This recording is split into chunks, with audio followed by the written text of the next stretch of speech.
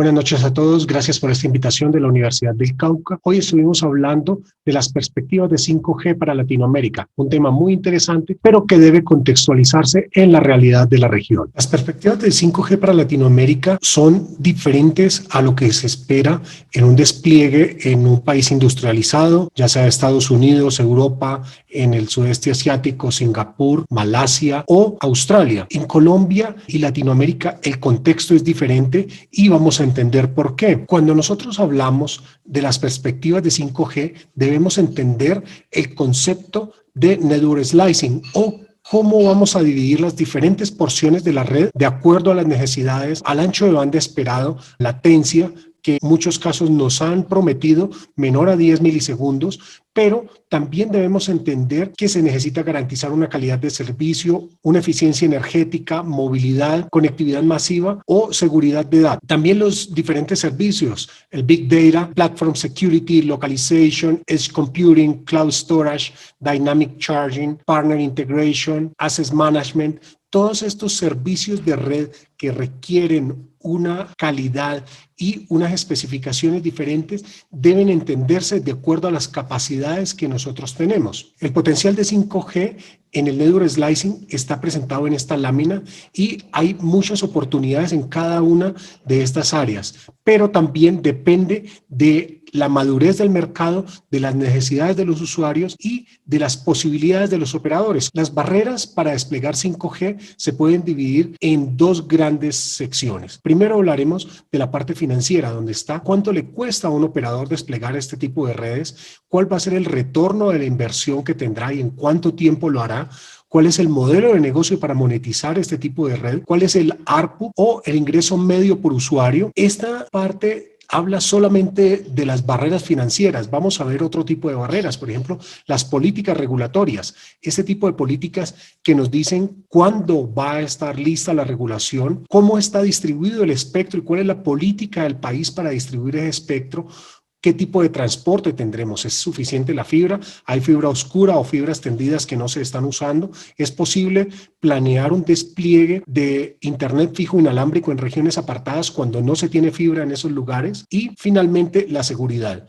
Todas estas barreras deben sortearse para tener un despliegue exitoso de 5G o de lo contrario va a ser muy complicado. La banda ancha fija es la propuesta, pero sin opciones de transporte es difícil generar este tipo de soluciones. Cuando hablamos de la carrera por 5G, vemos que en México se propone continuar con la estrategia de AT&T que se tiene en Estados Unidos. En Colombia hubo un piloto en marzo del 2020 con Huawei y también hay otras ciudades como Barrancabermeja que están próximas a lanzar pilotos. En Perú se tiene un piloto desde mayo del 2020 con Huawei. En Chile, Entel desde el año 2018 se hizo el piloto, pero no se ha hablado más de esto. Otra de las tajadas grandes del mercado latinoamericano está en Brasil, donde Nokia, Ericsson y Huawei están compitiendo por el mercado más grande de la zona. En Uruguay es el único país donde tiene una red comercial 5G y se lanzó en el año 2019 con la empresa estatal Antel y Nokia. Finalmente, Argentina inició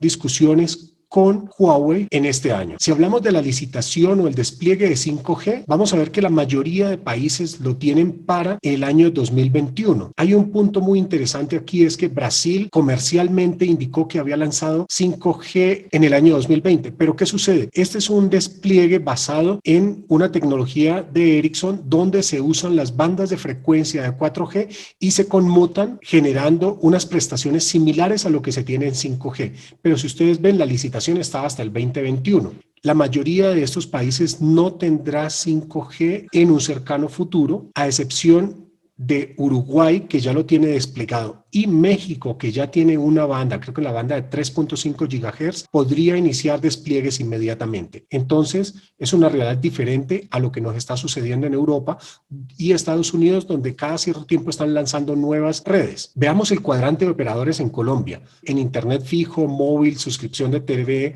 y telefonía móvil, Claro es el competidor que tiene la mayor cantidad de mercado, pero en la parte del Internet móvil y el Internet fijo, hay unos cambios sustanciales entre Tigo y Movistar. También un jugador importante aquí es DirecTV, que lanzará próximamente en Bogotá, Colombia, una versión de Internet fijo inalámbrico para hogares de estratos 1, 2 y 3 con anchos de banda hasta de 100 megabits por segundo. Es una apuesta interesante, pero también la situación que hemos tenido en los meses anteriores respecto al confinamiento nos mostró el problema que existe respecto al Internet fijo en Colombia, donde la mayoría de operadores se enfocaron en la parte de Internet móvil y la telefonía móvil, descuidando este segmento fijo, y las personas cuando estuvieron en el hogar se dieron cuenta cuál era el problema en realidad que existe ahí. La contribución del mercado global respecto a equipos de telecomunicaciones nos muestra que Huawei tiene el 37.5% del mercado, seguido por Ericsson con el 24.6%, tenemos a Nokia y Samsung con el 15% y el 13.2%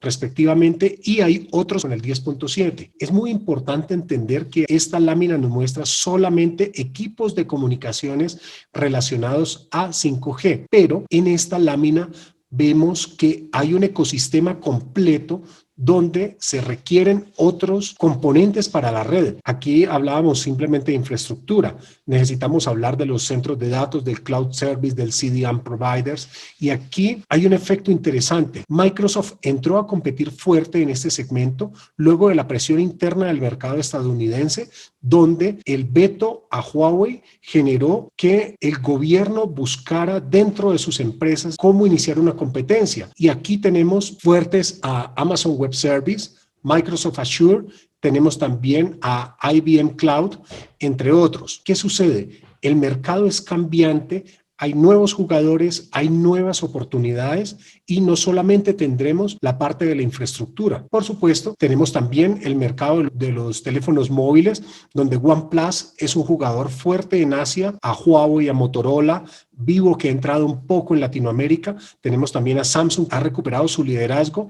Oppo es muy fuerte en la parte del sudeste asiático, en la parte de India, Bangladesh. Tenemos LG y Apple. Todos estos jugadores son importantes para desarrollar 5G, sin olvidar los operadores móviles, como son los operadores locales en nuestra región, que está fuerte.